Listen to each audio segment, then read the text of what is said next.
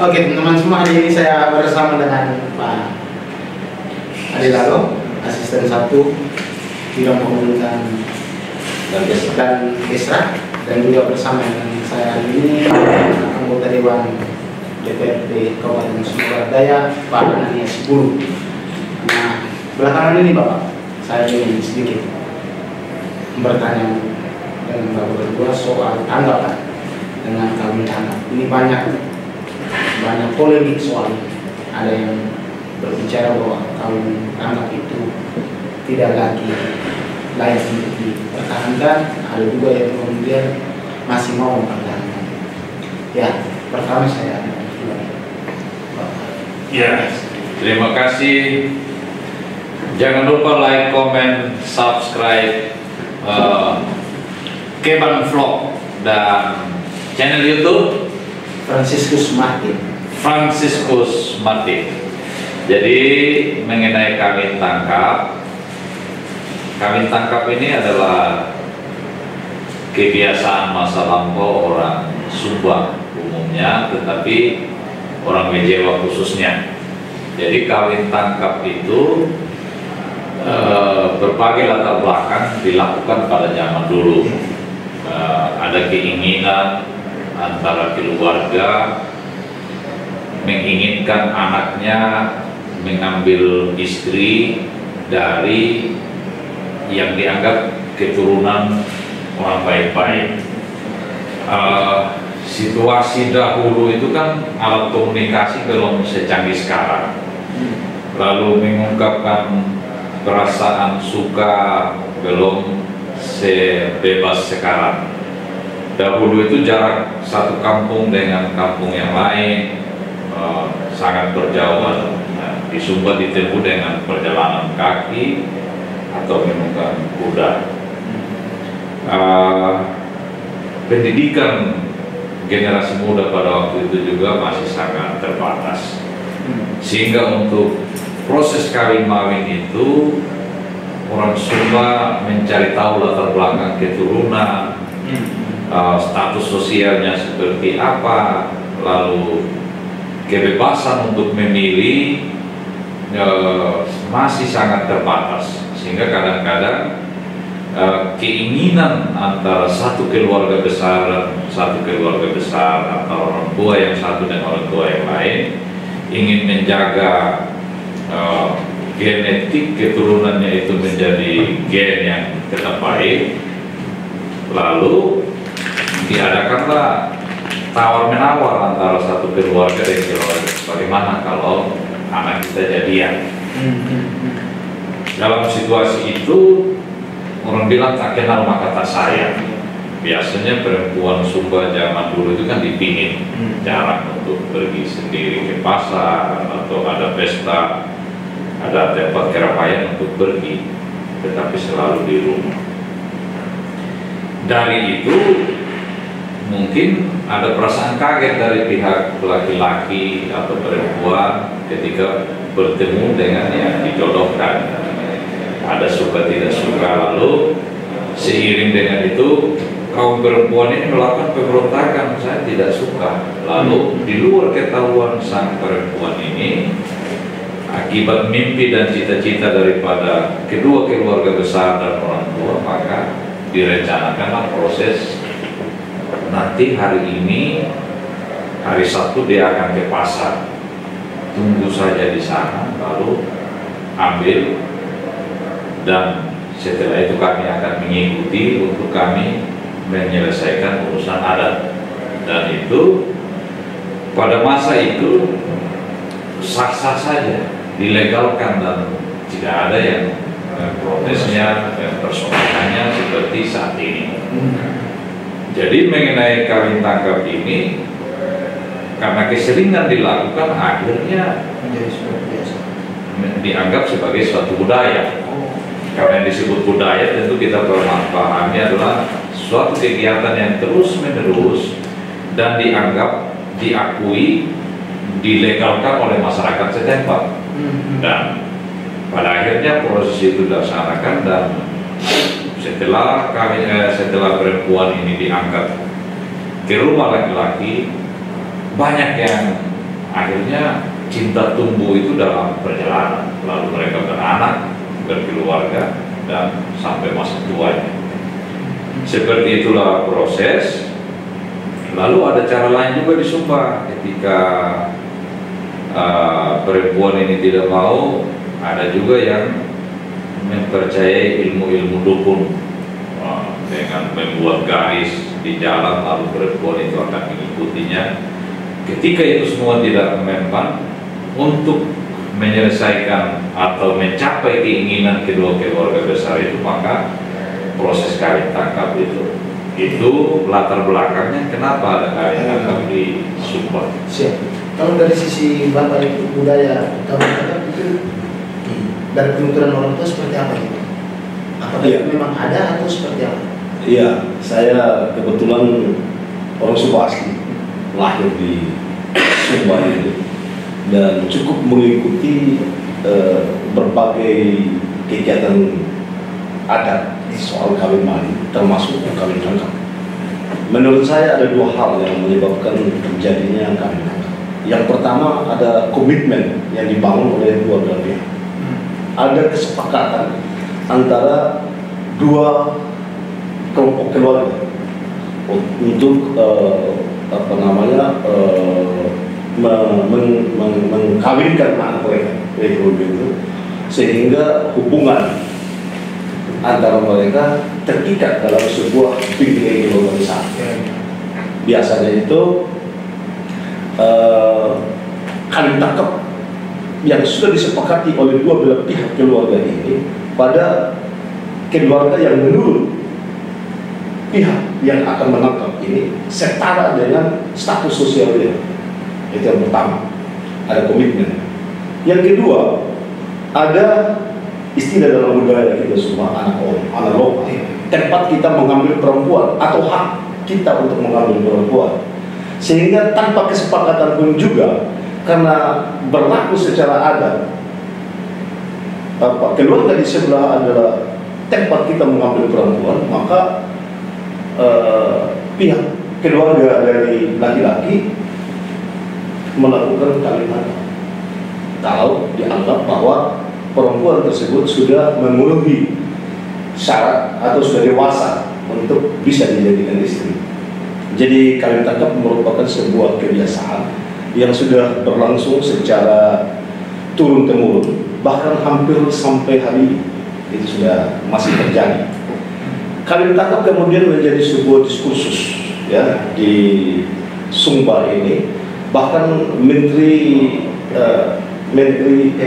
PPA di Kabupaten Sumba Barat Daya membuka sebuah diskusi umum di Sumba Timur pada saat itu dan mendengarkan berbagai kontribusi pemikiran dari masyarakat, terutama tokoh-tokoh adat, lalu mengambil sebuah kesimpulan bahwa kawin tangkap itu sudah tidak relevan lagi dengan perkembangan zaman saat ini. Bagi kita masyarakat yang sudah memiliki pendidikan tinggi, artinya sudah beradaptasi dengan kehidupan modern, kawin tangkap itu sepertinya melanggar hak asasi manusia. Tetapi bagi masyarakat adat yang masih tinggal di daerah-daerah terpencil yang tidak terhubung tidak terhubung oleh akses modern, mereka menganggap kawin tangkap itu sebuah budaya yang harus dilestarikan. Sehingga bagi saya tergantung persepsi orang. Kalau kita orang Sumba yang masih kuat secara adat budaya, kawin tangkap adalah sebuah tradisi yang sudah diwariskan oleh para leluhur. Itu sebuah legasi dari leluhur untuk kita tetap melestarikannya. Tetapi kalau kita hubungkan dengan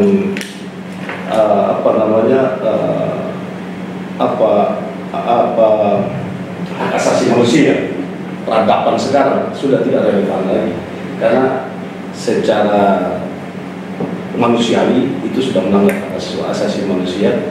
Lalu kemudian sudah ada undang-undang sekarang perlindungan terhadap perempuan dan anak. Berarti dianggap wajar kalau kemudian ada pro kontra di lapangan. Ya wajar, karena kawin tangkap itu sudah menabrak sebuah undang-undang tentang perlindungan anak dan perempuan. Itu dia melanggar undang-undang perlindungan anak. Bagaimana seorang wanita yang baru pulang sekolah tinggi, misalnya dia dokter, lalu kemudian karena ada komitmen antara orang tua mereka, dia bisa saja ditangkap oleh orang yang tidak berpendidikan sama sekali. Itu begitu di kampung. Yang pertama, yang kedua, oleh karena dia pangkat anak om atau tempat ambil perempuan dari pihak keluarga laki-laki, maka dia laki-laki merasa berhak untuk menangkap dia menjadi istrinya. Itu begitu. Berarti kawin tangkap ini sebenarnya sudah diwariskan dari dulu, Bang, ya?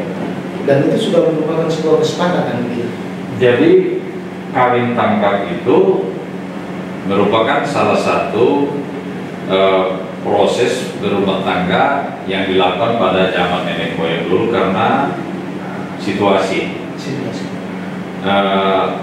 Dengan adanya perkembangan zaman, ada undang-undang perlindungan anak, perlindungan perempuan, memang perlu ditinjau kembali apakah ini masih relevan atau tidak. Tetapi tetap dipertimbangkan juga bahwa hukum adat juga dilindungi dan diakui oleh hukum yang baru, karena hukum adat itu adalah hukum yang tertua. Tinggal perlu digali apakah proses kawin tangkap ini persetujuan kedua belah keluarga atau kedua belah pihak, atau hanya sepihak saja dari laki-laki saja. Lalu dipertimbangkan dalam proses itu supaya tidak ada kekerasan fisik maupun psikis dan psikologi. Apakah kita setuju dihilangkan kawin tangkap ini? Kembali lagi dengan sebuah pertanyaan, apakah undang-undang yang baru lahir itu dapat menghapus kebudayaan yang sudah tua? Itu yang perlu digumuli dan perlu direnungkan dan dibahas lebih dalam, sehingga ketika satu keputusan itu diambil ada dasar payung hukum yang jelas, lalu dia menjadi keputusan nasional yang perlu ditimbang betul-betul. Jadi bagi saya, untuk saat ini mengenai kawin tangkap, jangan serta-merta lalu secepat kita menyimpulkan ini salah atau ini perlu dihilangkan. Tetapi perlu dipertimbangkan secara hikmat betul-betul, melihat latar belakangnya, sosial budayanya, situasinya, dan persoalan-persoalan yang terjadi di tengah masyarakat. Sudah ada MOU yang dilakukan oleh para bupati juga dengan menteri. Nah, tidak terlalu cepatkah ini dibuat? Atau perlu memang harus ada kajian kembali soal ini? Karena tadi belum Bapak berdua bahwa ini pro kontra itu hal yang biasa dan harus dikaji kembali. Apakah itu harus perlu juga untuk dipertimbangkan atau bagaimana? Ya, saya pikir memang harus ada kajian secara sosial, kajian secara akademis, dengan memperhitungkan ekses daripada kawin tangkap ini, kemudian ekses terhadap budaya di Kabupaten Sumba ada. Bagi saya, ya kita kan hidup ini dinamis, kita melangkah maju. Dulu kalau kita naik kuda menuju ke satu tempat, sekarang kita sudah naik motor, kita sudah naik mobil. Artinya budaya-budaya yang sifatnya destruktif, artinya bisa mengakibatkan persekusi terhadap psikologi orang, itu perlu kita hilangkan. Kan kita bukan lagi menganut hukum rimba, kita sekarang ini sudah menganut hukum yang mengedepankan keadilan bagi seluruh masyarakat di Indonesia ini. Karena itu bagi saya perlu sebuah kajian yang secara cermat, secara benar-benar secara dalam, untuk tidak mengakibatkan nilai budaya yang sudah turun temurun ini dilukai, dihilangkan. Jangan sampai masyarakat merasa terluka oleh karena sebuah budaya yang sudah berlaku secara turun temurun dihilangkan begitu saja. Harus ada sebuah sosialisasi secara etis adu secara intens kepada masyarakat sehingga masyarakat merasa bahwa benar-benar budaya kawin tangkap ini mungkin sudah tidak relevan lagi dengan perkembangan zaman saat ini. Berarti MOU tadi bagaimana? MOU tentang Yang penolakan itu untuk kawin tangkap itu yang dilakukan di Sunda Timur itu apakah memang harus mereka buat duluan tanpa kajian atau bagaimana? Ya, perlu kajian ya secara berarti terlalu cepat dalam ya. Terlalu cepat. Saya tidak bilang terlalu cepat sebuah kesimpulan atau keputusan yang diambil oleh elit birokrasi di 4 kabupaten ini atau di Sunda Timur. Tetapi saya sarankan perlu melakukan sebuah kajian sosial budaya secara cermat sehingga tidak merusak nilai budaya yang sudah turun temurun, lalu kemudian masyarakat secara sadar mau mengikuti keputusan yang diambil oleh pemerintah. Pada prinsipnya pemerintah bertujuan baik untuk menghindari berbagai konflik di tengah-tengah masyarakat, juga menghindari terjadinya persekusi terhadap psikologi perempuan. Sepanjang kawin tangkap itu disetujui oleh kedua belah pihak, ya tidak ada persoalan. Jadi MOU sudah dibuat, teman. Ya. Kita khusus di Sumatera Barat ya, apa yang harus kita buat? Memang banyak masukan juga, kemudian itu ujung-ujungnya harus dibuat ya. Bagaimana karena Jadi mengenai MOU yang sudah dibuat, prinsip daripada sebuah undang-undang atau aturan perlu sosialisasi, ya. perlu pembahasan sehingga semua pihak dapat memahami, dapat mencerna, sehingga pada akhirnya ketika dia menerima dengan penuh pemahaman dan pengertian yang sungguh-sungguh. Oke lah, MOU itu kita terima, tetapi yang kita harapkan sekarang sosialisasi mengenai kawin tangkap itu tidak hanya serta-merta melihat dari satu sisi, artinya kita mengamati secara undang-undang perempuan dan anak-anak, tetapi mengabaikan budaya setempat. Karena ekses yang terjadi yang viral beberapa waktu itu kan baru salah satu kejadian, tetapi ke belakang yang luput dari mata media banyak juga proses kawin tangkap ini yang pada akhirnya menjadi rumah tangga yang baik-baik, banyak yang berhasil, banyak yang sudah terjadi. Mungkin juga di antara pejabat-pejabat atau orang-orang yang sudah sekarang sejarah kehidupan masa lampaunya itu melalui proses kawin tangkap, karena di Sumba terkenal juga dengan yang namanya kawin politik. Artinya bahwa ketika saya mengambil anak perempuan daripada keluarga ini, saya bisa nyaman dari kepemilikan lokasi lahan tanah, saya bisa nyaman dari segi keterangan, saya bisa nyaman dari segi perampokan, pencurian. Jadi kalau begitu kita tetap sepaham tentang MOU itu, tapi ketika diterjemahkan menjadi sebuah undang-undang perlu pengkajian dan sosialisasi yang baik. Jadi kita tidak serta-merta melupakan masa lampau lalu hidup pada masa kini, tetapi tetap melihat keseimbangan dari situasi yang terjadi. Kemudian perlu tidak kawin tangkap ini kan kalau dari sisi bahasa itu diartikan dengan ketika Bapak berdua menyampaikan bahwa kita mendukung untuk tidak dilakukan kawin tangkap, tapi tidak juga melupakan budaya. Di dalam pikiran Bapak mereka itu ada tidak upaya untuk kemudian merubah nama kawin tangkap. Karena kawin tangkap itu kan konotasi negatifnya itu perampasan.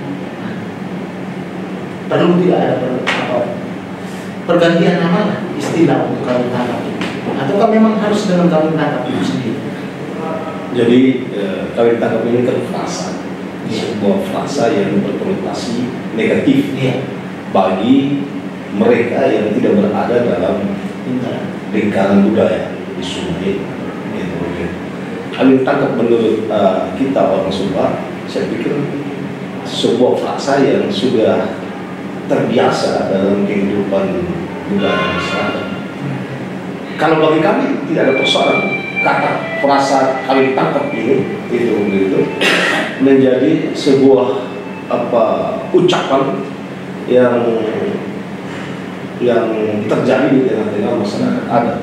Tetapi mungkin bagi orang luar, itu frasa kawin tangkap itu berkonotasi sangat negatif dan mengarah pada sebuah kekerasan terhadap perempuan. Karena itu ya, saya pikir soal frasa kawin tangkap ini ya kalau misalnya dirasa terlalu radikal, terlalu keras atau kasar gitu ya, perlu disosialisasikan kepada masyarakat untuk diubah itu namanya atau diubah cara mengucapkannya itu. Dan yang paling penting sekarang bukan persoalan budaya kawin tangkap ini kita lestarikan atau tidak kita lestarikan. Itu persoalannya sekarang bagaimana masyarakat disadarkan bahwa kawin tangkap itu sudah tidak relevan lagi dengan modern saat ini. Karena itu pemerintah sebagai otoritas formil yang memiliki kewenangan untuk mengatur kehidupan rakyat harus melakukan kajian yang secara cermat, secara dalam untuk dan melakukan sosialisasi kepada masyarakat untuk membangkitkan kesadaran masyarakat tentang nilai budaya yang relevan dengan kehidupan saat ini. Saya pikir ya begitu menurut pikiran saya. Terima kasih. Jadi Bapak, kawin tangkap itu kan dia berakar dari bahasa daerah. Tangkap itu kan wopa. Jadi kawin tangkap itu wopa mine kalau orang Indonesia bilang, artinya tangkap perempuan. Kalau mau dipoles nanti dia kehilangan akar katanya dan sejarah bahasanya. Jadi intinya bahwa budaya adalah sebuah kebiasaan yang dilakukan oleh masyarakat. Dan mengapa budaya kawin tangkap itu ada? Karena situasi pada zaman itu komunikasi yang belum lancar, alat komunikasi yang belum ada, alat transportasi yang terbatas, sehingga tingkat pengenalan satu yang lain itu sangat sulit. Sehingga kita pahami sudah apa yang dinamakan tak kenal maka tak sayang. Ketika ada perasaan tidak sayang itu, maka yang dilakukan adalah pemaksaan. Maka dengan demikian seiring perkembangan zaman saat ini, orang sudah bisa berkomunikasi tidak lewat lagi surat menyurat, tapi bisa dengan video call, bisa dengan ketemu langsung. Jadi kemerdekaan yang diperjuangkan oleh RA Kartini itu perlu kita dukung. Jadi intinya bahwa tidak serta-merta kita juga mencap bahwa kawin tangkap itu adalah sebuah budaya yang salah, karena dia hadir sesuai zamannya, sesuai waktunya. Tetapi yang kita mau lihat sesuai zaman sekarang, mari kita kurangi itu sehingga perempuan itu tidak menjadi objek kekerasan yang dipaksakan dan lain sebagainya. Tetapi juga tidak mengabaikan hal yang diakui oleh masyarakat setempat, sehingga tidak serta-merta digiring pada ranah hukum bahwa ini melanggar hak perempuan, melanggar hak anak. Karena kalau diteliti banyak juga keluarga yang berhasil rumah tangganya dan hidup setia sampai saat ini walaupun melalui proses kawin tangkap. Jadi terima kasih hari ini Bapak YouTuber Kevin Vlogs, Bapak Adi Lalo sudah rela berbicara dengan saya, berkomunikasi bersama-sama. Saya pikir itu MOU itu kita terima, tetapi untuk merubahnya ke sebuah perda atau peraturan perlu duduk bersama semua tokoh adat yang memahami tentang kawin-mawin Dan di SPD ini walaupun judulnya Sumba Barat Daya, tapi masing-masing baik Udi, Laura, WJ Selatan punya pemahaman sendiri, WJ Barat, Timur, Utara punya pemahaman sendiri. Walaupun ada kemiripan, tapi ada hal-hal yang membedakan. Jadi pembahasan yang lebih serius dan intinya sebuah aturan itu disosialisasi. Tapi kita sepakat melindungi perempuan itu adalah kewajiban kita bersama.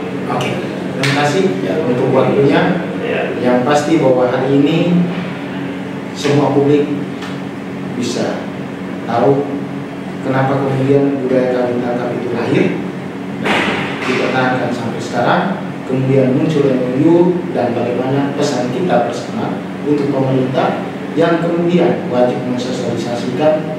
Kalaupun kemudian hal ini berubah, perlu ada titik-titik Saling kesepahaman. ya, kesepahaman antar semua elemen yang ada di masyarakat.